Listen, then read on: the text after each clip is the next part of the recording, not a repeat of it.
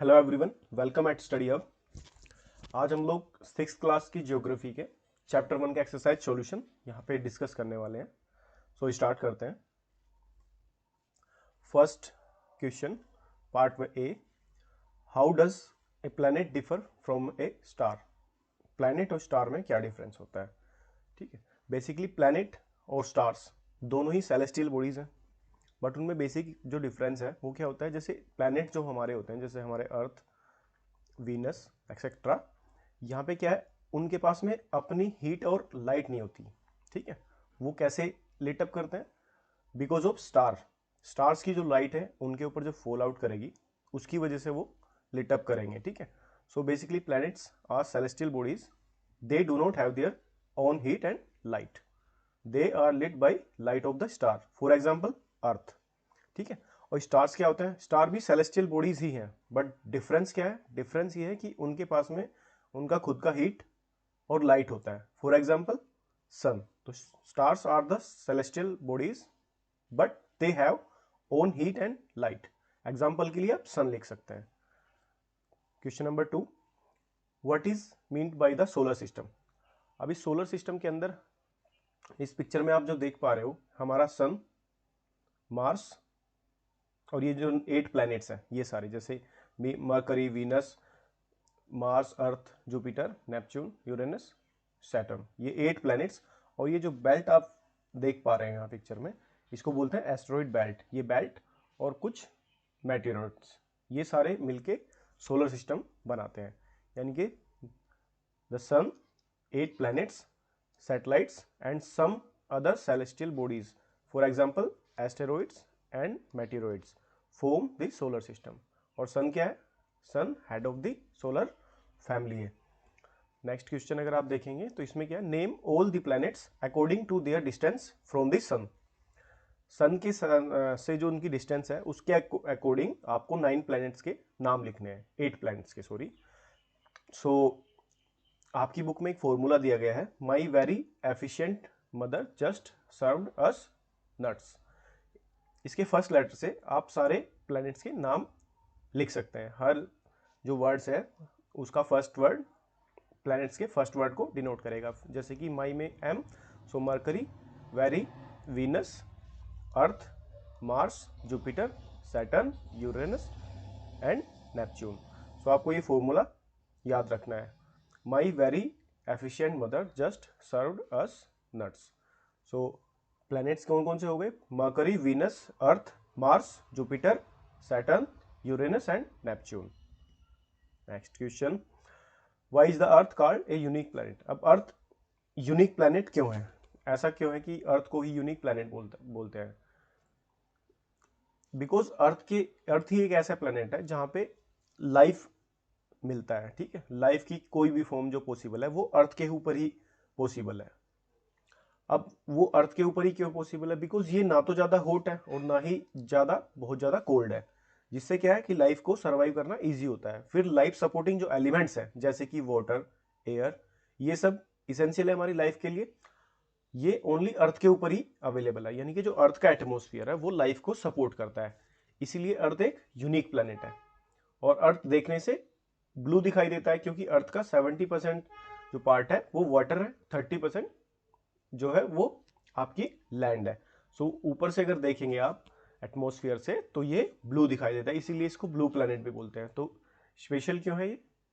Life are probably found only on earth. अब तक जितने भी नॉन प्लैनेट्स हैं उनमें सिर्फ अर्थ के ऊपर ही लाइफ फाइंड आउट की गई है।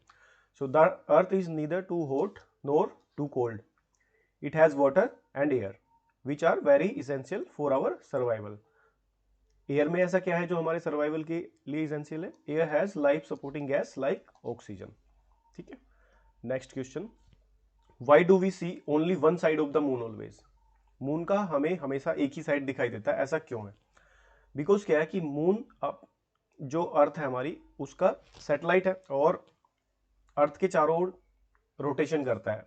उस रोटेशन में उसको कितना टाइम लगता है? 27 डेज। और 27 डेज ही उसको वो अपनी एक्सिस पे भी रिवॉल्व करता है। जैसे कि अर्थ अपनी एक्सिस पे घूमती है वैसे ही मून भी अपनी एक्सिस पे घूमता है, उसमें भी उसको सेम टाइम लगता है जो कि 27 डेज ही लगते हैं। अब 27 डेज ही उसको अर्थ के अराउंड रोटेट करने में लगेगा और 27 डेज ही उसको स्पिन करने में लगेगा। तो इसकी वजह से क्या होता है कि हमें हमेशा मून का एक ही साइड विजिबल होता है, ठीक है। The moon moves around the earth in 27 days. It take exactly the same time to complete one spin. As a result, only one side of the moon is visible to us on Earth. आप इस picture में देखेंगे तो आपको थोड़ा clear होगा। जैसे ये हमारी अर्थ है और ये मून है। अगर ये स्टेज 1 यहाँ पे अवेलेबल है, मून की जो प्रेजेंस है वो यहाँ पे है।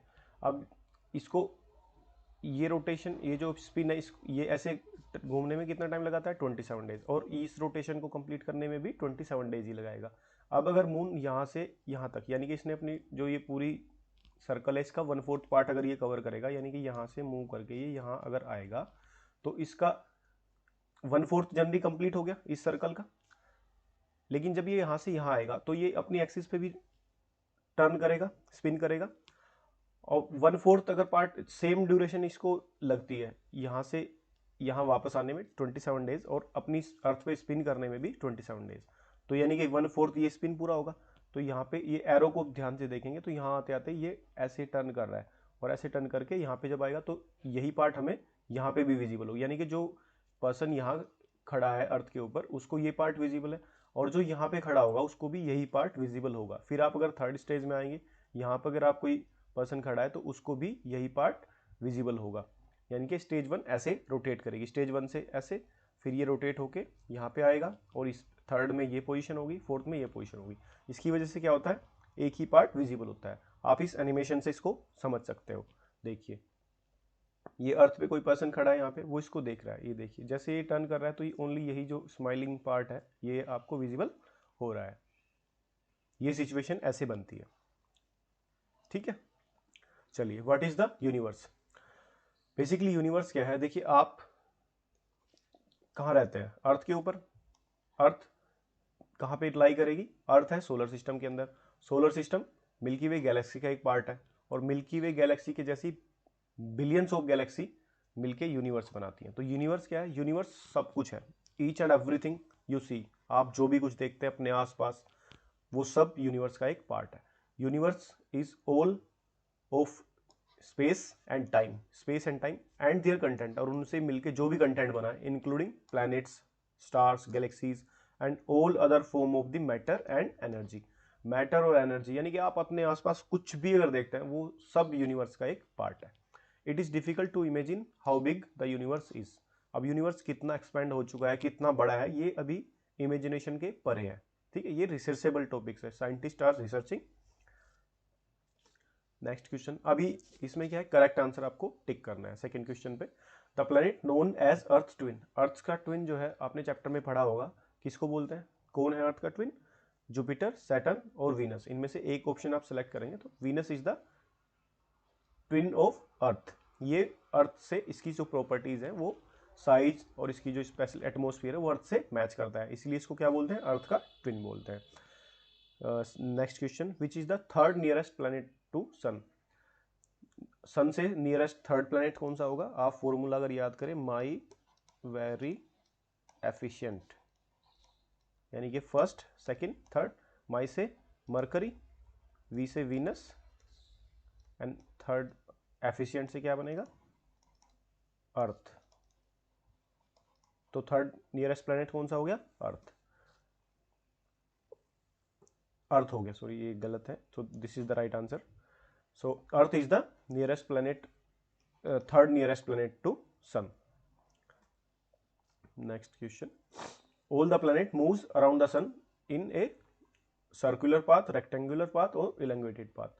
किस टाइप का जो पाथ है सन के अराउंड में जो सर्कल करते हैं सारे प्लैनेट्स, वो पाथ कैसा है, रेक्टेंगुलर है, सर्कुलर है या फिर इलोंगेटेड है। तो answer will be elongated, elongated path, यानी कि ऐसा पाथ होता है वो, this is elongated path. Next, the pole star indicate the direction to the, pole star कौन सी डायरेक्शन को इंडिकेट करता है, पोल स्टार इंडिकेट करता है नॉर्थ डायरेक्शन को। Asteroids are found between the orbits of, जो एस्टेरॉइड की एक बेल्ट है वो कौन कौन से प्लैनेट्स के बीच में पाई जाती है, वो पाई जाती है मार्स और जुपिटर के बीच में। अब ये fill in the blanks, a group of forming various pattern is called. अब हमारे चैप्टर में हमने पढ़ा है कि ग्रुप ऑफ स्टार्स मिलके क्या फॉर्म करते हैं, कॉन्स्टलेशन फॉर्म करते हैं। ठीक है, एक group of star forming various pattern, उन पैटर्न्स को क्या बोलते हैं, कॉन्स्टलेशंस बोलते हैं। Next, a huge system of stars is called, stars मिलके क्या बनाते हैं, गैलेक्सीज बनाते हैं। तो huge system of stars is called galaxies. अभी ये फिर in the is the closest celestial body to our earth, हमारी अर्थ से सबसे नजदीक में कौन सी सेलेस्टियल बॉडी है, दैट इज मून। मून सबसे क्लोज है हमारी अर्थ के। Earth is the third nearest planet to the sun. Third nearest planet कौन सा होगा, अर्थ होगा। ठीक है, अभी हमने पढ़ा लास्ट क्वेश्चन में, अर्थ थर्ड नियरेस्ट प्लैनेट होगा सन से। Planet do not have their own, क्या नहीं होता प्लैनेट्स के पास में, स्टार्स के पास में हीट एंड एनर्जी होती है, लेकिन प्लैनेट के पास में उनकी खुद की हीट और लाइट नहीं होता है। तो ये chapter complete. So thank you for watching, thank you. If you like the video then like, share and subscribe. Thank you.